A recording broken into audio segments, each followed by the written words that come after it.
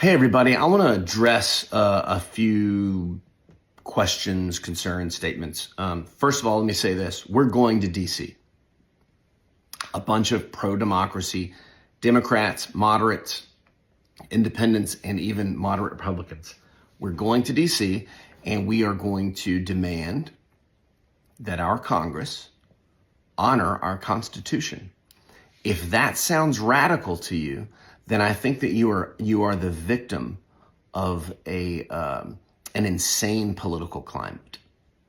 If it sounds radical to you that patriotic, politically involved citizens are asking Congress to honor the Constitution, if that sounds crazy or like a conspiracy theory or like quackery to you, it's because something is wrong with you and your mindset and the way you're thinking. You've been affected by this massive disinformation being poured and pounded onto all of us by Russia. And it is Russia, make no mistake.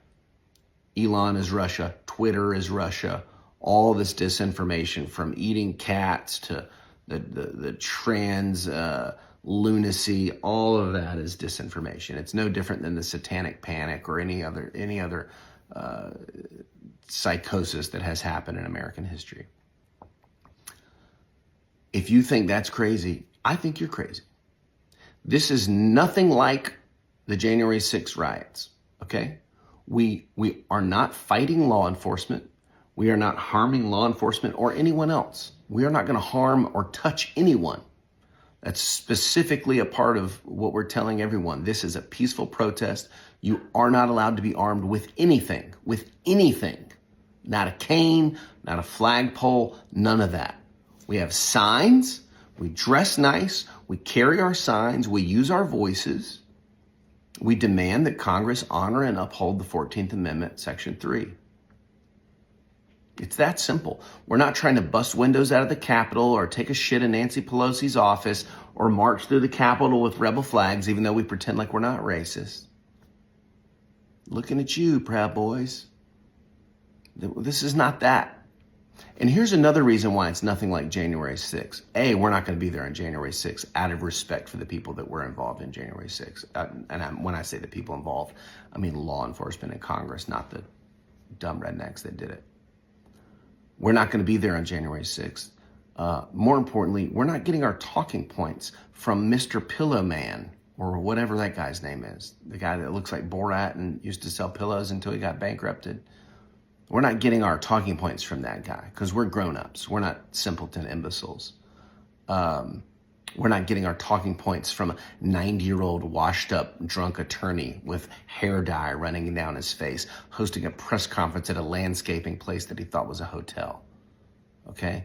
We're not being coached by Rudy Giuliani and Alex Jones and the Pillow Man and the corpse of Steve Bannon. That's not, we're getting our talking points from the United States Constitution, the document that the United States of America is founded on. That's where we're getting our information. And it states, an insurrectionist cannot hold office, period. Period. It's that simple. There are no more nuances to it than that. And nothing has happened in any court of law, in or out of any court of law, that has nullified or invalidated the U.S. Constitution. Go read it. It doesn't have Sharpie scratches through it. It's the same it's always been. An insurrectionist cannot hold any office, let alone the presidency of the United States. And what it says is, if you want to remove that disqualification, that Congress has to have a 2/3 vote to do so. So let's honor the Constitution. Let's let Congress take a 2/3 vote.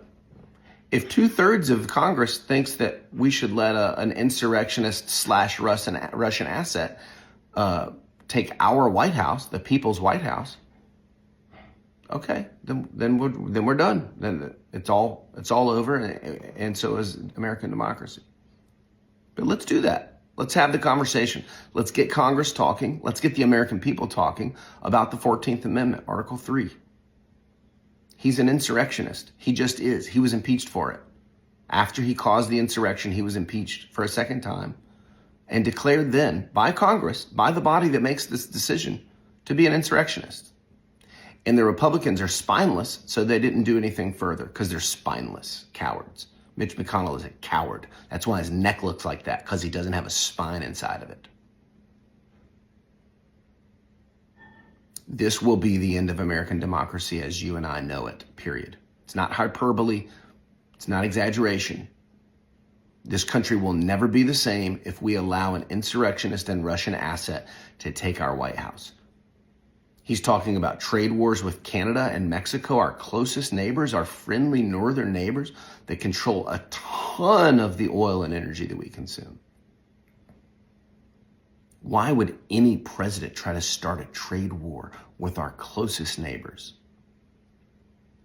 And threatening Greenland? The only people that would benefit from Greenland being disrupted is Russia. The people that would benefit from this, all this insane rhetoric about the Panama Canal, is Russia, because they're sanctioned there. This is all Russia. Destabilizing our government by removing thousands of federal employees is Russia trying to destabilize the United States government. All this disinformation that they've been feeding through simpleton caveman clowns like Joe Rogan is disinformation to pit Americans against each other, and it's working. Putting a simpleton novice as the head of the FBI to either destroy it or weaponize it is Russia. To disrupt the biggest law enforcement agency on planet Earth with a guy who's never been in the FBI at all. Putting Tulsi Gabbard, a Russian asset, as the head of national intelligence. That's to disrupt national intelligence. Firing capable 4-star generals. Firing tons of top brass in the military, that's to disrupt our military.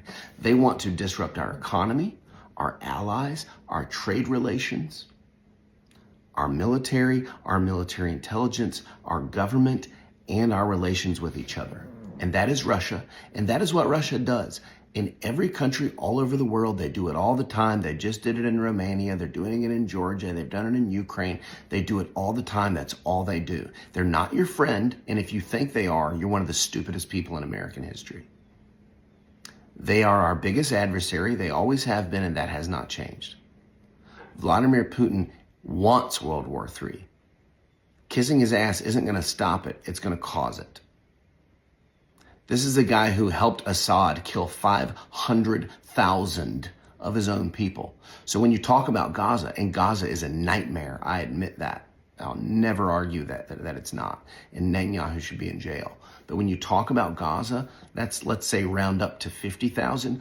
Assad killed 500,000 of his own people, and Russia helped. You think that's the guy that doesn't want World War III? You're a simpleton and a clown. This thing on January 3rd, 4th, and 5th is real Americans who understand what's at stake, showing up, doing more than nothing. And all the people criticizing us and criticizing those of you who may be planning to come, those people are going to stay home and they're going to do nothing. You and I and thousands more of us are going to show up in DC, and we're going to stand up and speak up and hold up our signs and yell and sing and laugh and have a good time together. But we're going to do that for democracy. We're going to do that as a last now or never attempt to save this country. And 10 years from now, 20 years from now, we will look back and we will know that we did more than nothing. And I will not be criticized by people who sit home and do nothing. So if your plan is nothing, then you have nothing to say and nothing to contribute, and you should shut up. The rest of you, real Americans with backbones, I'll see you in DC on January 3rd. Visit nowmarch.org to sign up and get more information. All right, let's do this.